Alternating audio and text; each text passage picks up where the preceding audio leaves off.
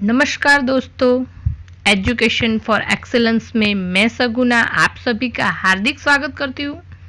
दोस्तों, आज की इस वीडियो में हम बात करेंगे पढ़ने का सही तरीका क्या होना चाहिए। तो चलिए दोस्तों शुरू करते हैं। सबसे पहले हम देखते हैं कि आखिर हमें पढ़ने के सही तरीके की ज़रूरत क्यों है। क्योंकि आपको पता है कि जब भी आप लोग पढ़ते हैं तो आप पढ़ते तो घंटों तक है पर आपको याद नहीं रहता है। तो हम ऐसा क्या करें कि हम पढ़ा हुआ याद रख सके। तो पढ़ने का वो कौन सा तरीका होना चाहिए।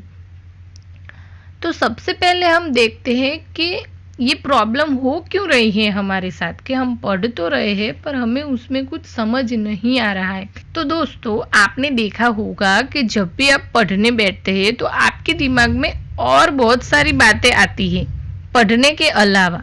जैसे कि आपने अपने दोस्त को मैसेज भेजा था तो क्या उसका रिप्लाई आया कि नहीं। आज तो मुझे इसे कॉल करना था, मैंने कॉल नहीं किया।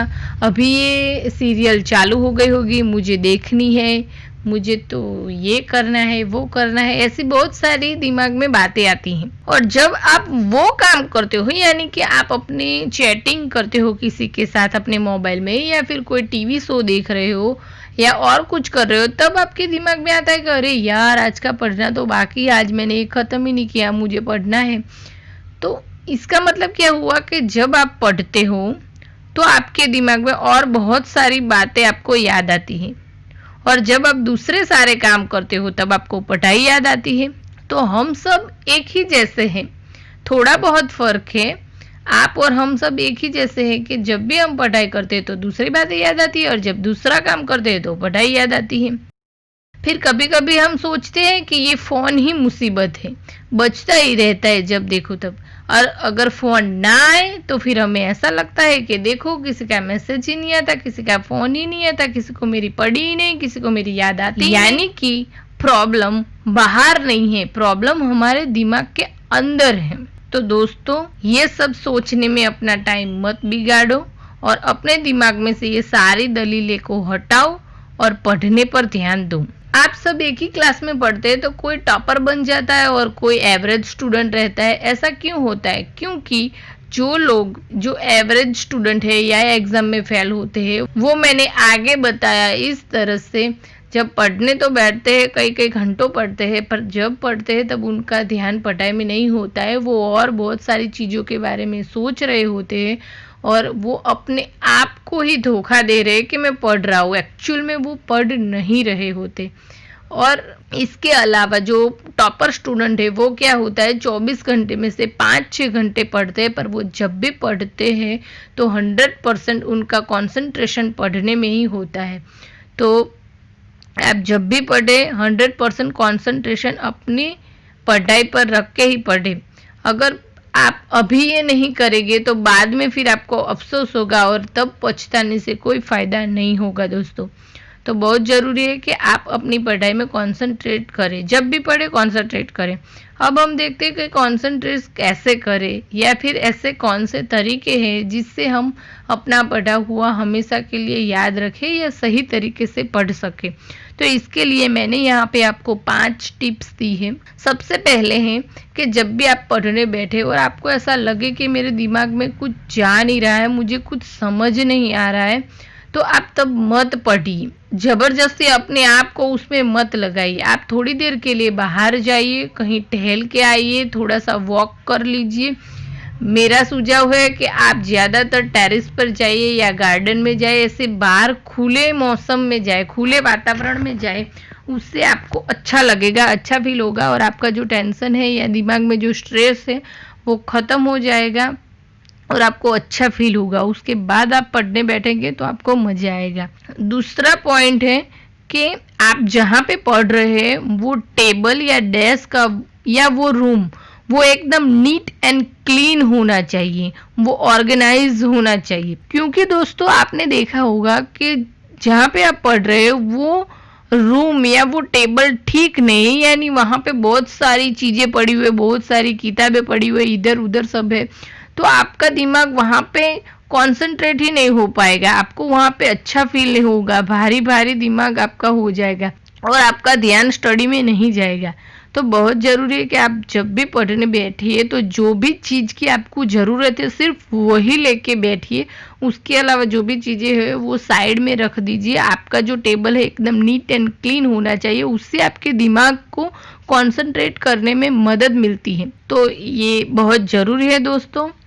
तीसरा है, आप हाई पावर पोज में बैठिए। दो तरह के पोज होते हैं, हाई पावर पोज और low power pose. Low power pose यानी कि हम एकदम सिकुड़ कर बैठते हैं, या हमें बैठने या सोने या खड़े होने के लिए काफी कम जगह चाहिए, कम जगह में भी हम अपने आप को वो कर लेते हैं, उस लो पावर पोज कहते हैं। आपने देखा होगा कि जब हम उदास होते हैं, जब हमारा कॉन्फिडेंट लो होता है, तब हम एकदम सिकुड़ जाते हैं। पर जब हम एकदम कॉन्फिडेंट होते हैं, खुशहाल होते हैं, तब हम एकदम हाई पावर पोज में आ जाते हैं। तब हमारी चाल, हमारा बैठना उठना एकदम हाई पावर पोज में हो जाता है। तो बहुत जरूरी है कि जब भी आप खड़े हो या जब भी आप बैठे, हाई पावर पोज में बैठे। हाई पावर पोज यानी एकदम स्ट्रेट होना चाहिए, आपको सिकुड़ कर नहीं बैठना है। जब भी पढ़ाई करने बैठो तो एकदम स्ट्रेट तरीके से बैठो, खड़े हो तो स्ट्रेट तरीके से खड़े हो। तो उससे क्या है कि आपके अंदर कॉन्फिडेंट बिल्ड होगा और आप जो भी पढ़ेंगे आपको अच्छे से याद रहेगा, अपने दिमाग के अंदर वो जाएगा। तो हमेशा जब भी आपकी एग्ज़ाम हो तो कुछ समय पहले आप ऐसे अकेले में जाके ऐसे एकदम स्ट्रेट खड़े हो, या आईने के सामने स्ट्रेट एकदम खड़े हो जाए और बोलिए कि नहीं मैं कर सकता हूँ या कर सकती हूँ। तो बहुत ज़रूरी है कि आप हाई पावर पोज में बैठिए। फोर्थ टिप्स है, आप अपनी स्टडी को इंटरेस्टिंग बनाइए।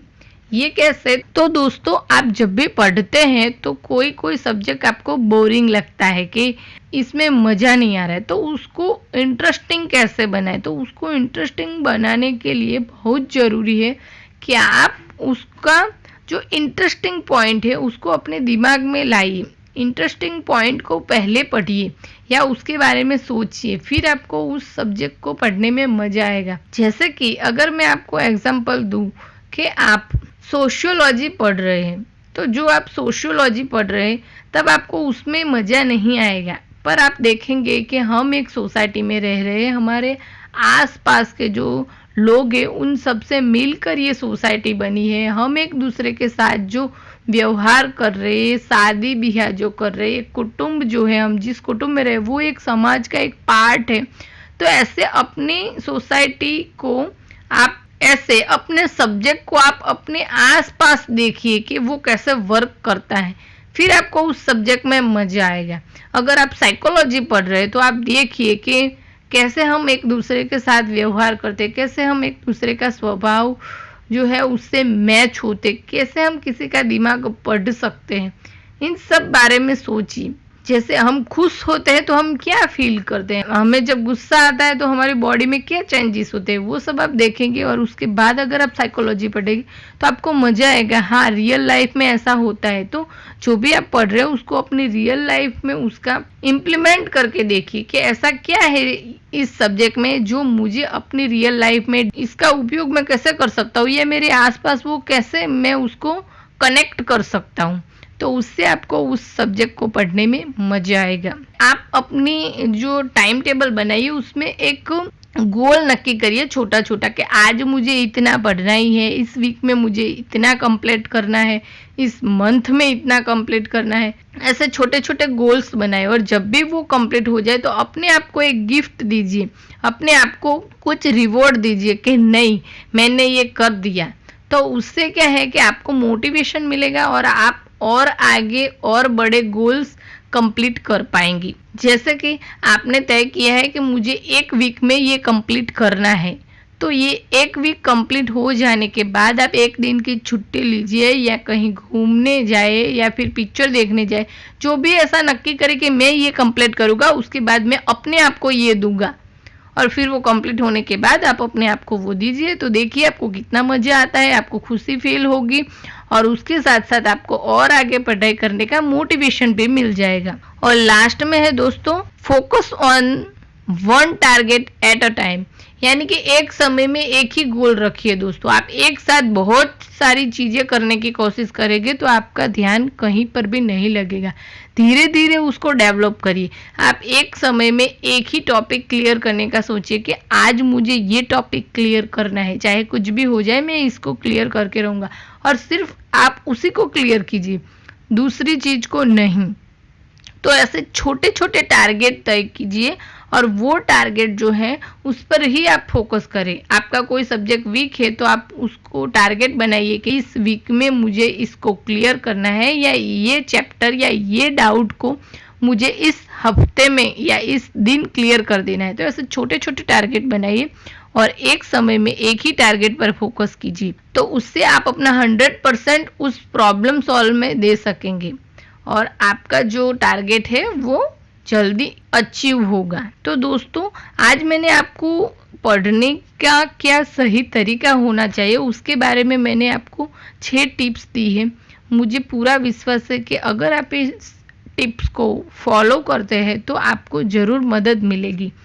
और लास्ट में मैं आप सबको बताना चाहूँगी कि किसी भी चीज़ को करने के लिए कॉन्फिडेंट और अपने आप में विश्वास बहुत ज़रूरी है दोस्तों।